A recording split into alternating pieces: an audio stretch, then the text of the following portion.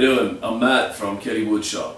Over the past few months, I received a ton of positive feedback, and I think even more requests on how I'm achieving this distressed wood. And I figured a video tutorial would be, the best way to do it. Now, this process comes from this, ancient Japanese technique called Shou Sugi Ban, which I'm not sure if that's the proper pronunciation. I asked around. Well, I asked my dad, and I said, "Do you know how to pronounce this?" And he's like, "No. Why would I know how to pronounce that?" I don't know, Dad. I thought maybe in your 62 years of life, you may have picked up a second language and just never revealed it to anyone ever in the family until now, but he didn't. So if I'm butchering the pronunciation, I apologize thoroughly.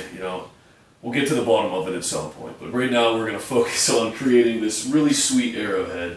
Alright, so the most important aspect of this project, for me, I think, is grain selection, right? So you have to get the proper grain to achieve this desired effect. If you get a board that looks like this, it looks pretty clear, in the traditional woodworking sense, this was ideal, Tight grain, couple knots here or there, you can cut those out, no big deal. Well, it's just not going to fly when you're trying to reveal the grain like that, right?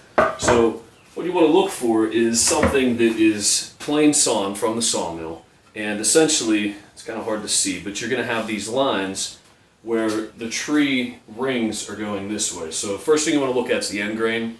Make sure you have the curvature of the tree because that's going to give you the cross section of the grain, right? So if you see a board that looks like this is ideal, right? Now, more importantly, what you're going to find a lot of is pieces of wood that look like this, right? Which you'll still get the cool effect. You look at the end, you can kind of see what's going on there. This one would actually end up being pretty cool because there's a lot of stuff there. But the thing is, when it has these big ridges, this is what it ends up looking like. So not the same deal.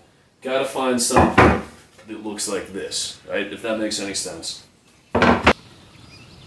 Alright, so this step is what everyone's been waiting to see. This is the burning process. We're going to take this torch, we're going to set this baby on fire, and we're going to try to deal with all these birds that are out here. There's like 6,000 birds just flying around. I don't know if it's mating season, what the deal is, but I mean, they are chirping in excess of what's considered excessive.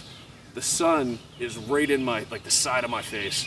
I'm just going to start burning this, I'm just going to burn it.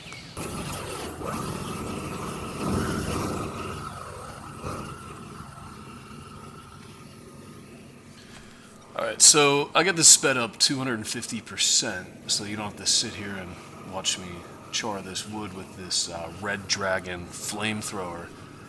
Funny story, I caught my neighbor's grass on fire one time when I was burning the fence line. This is actually intended for brush. You're supposed to burn vegetation along your fence line, and it stops it from growing back. I don't know. Long story short, I caught their grass on fire. Their whole yard went up. They have that zoysia grass, which is like a blanket. It was crazy. But in any event, what we're looking for here is the alligator scale that's starting to emerge right now. When you see that, you could char it a little bit more, but you kind of want to give it a break because the ash acts as a buffer and it will only burn so much.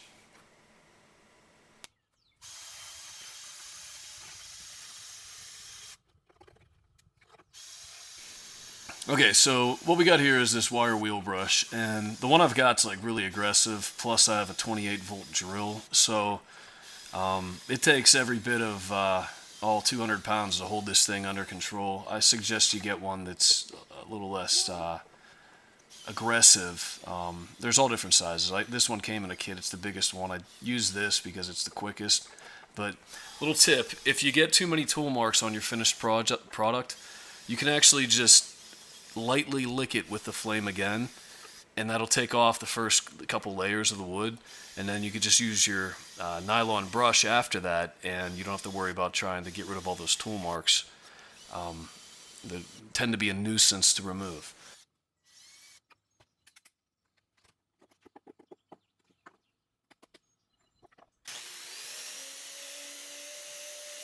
So these nylon brushes are really the ticket.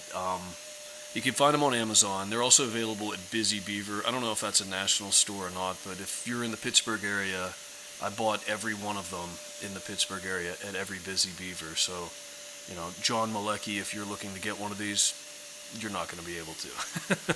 So this is, they're abrasive fibers built into the spindle wheel, right? So this is what really separates this from everybody else. If you're trying to use sandpaper or do the sandblasting, anything like that, you're not going to get the same contours. This is the secret. So move it around in a circular motion, kind of like a random orbital sander, and you'll be in good shape.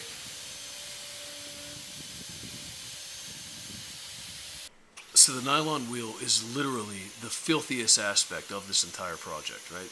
It gets dirt everywhere. I have ash on the back of my neck in the next segment. Like, how the hell did I get ash on the back of my neck? Right? I should have cleaned myself in between segments, but I didn't, you know? The bottom line is spend expensive attention to detail. This is what's going to make the wood look really cool. And like I said before, use your blowtorch. Just kind of lightly touch the surface, you know, char the wood a little tiny bit, just enough to get a couple layers off, and then you could sand that back off with a nylon brush. Don't hit it again with a wire wheel, and you can smooth this thing out in a heartbeat, right? Take it to 220 with the blue wheel, it gives you a nice little sheen, you're ready to rock and roll. Shit.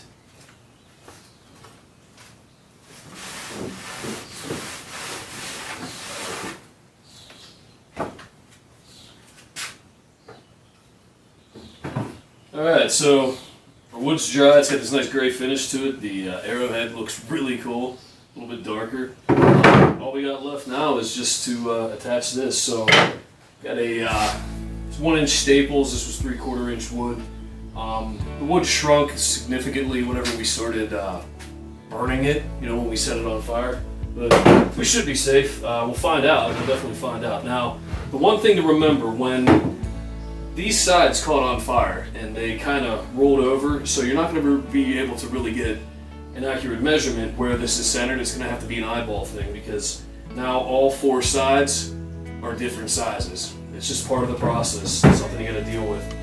So we're going to kind of eyeball this. I'll probably mess it up. It looks pretty legit. Alright, I think right there would look good. So, try it right there. There you go. All ready to go. Now, I know what you're thinking. You're probably like, wow, that tutorial was really cool. I didn't realize it was that easy, but I really want to know where he got these fantastic signs, right? So this one up here is from Weathered Wood and Whimsy. She's from Canada, and I had to really beg her to make that. She doesn't ship internationally for a reason. It cost us a lot of money. You know, like I missed, you know, the house payment, and my car got repossessed. No, I'm joking. It wasn't that bad. This one was one I was just joking around with. This one's DIY Huntress. That's Sam in New York. If you haven't had a chance to check out her stuff, she's pretty cool. Grow a Pair is Randy Starnes' studio. She also made this one here, which is sorry we no longer accept raccoon pelts as currency. This one's pretty cool because it actually is the wood that I made. I sent it down to her as a demo when I first started doing this, just to see how it would work, how it would take paint. And this is one for when my customers come to pick stuff up. You know, used to take, you know, fur as payment, not so much anymore. You know, we're big time now. We're making movies. And this last one here is super cool. You Poetic and Noble Land Mermaid. That's Wild Goat Designs. Also, check them all out. I thank you so much. You know, I'd love to hear some feedback and comments. Sorry if it seems like it's kind of thrown together. I don't know what I'm doing. So I thank you so much. Have yourself a fantastic day. I remember yesterday like it was yesterday. Growing up in Elizabeth, PA. I've always felt young and invincible. The world ahead of me steadily, always ready to roll. But now I'm feeling old, the weight upon my shoulders is heavy, and now I'm wondering how I'm ever gonna make it on a daily basis. All the same faces and all the same places, and ain't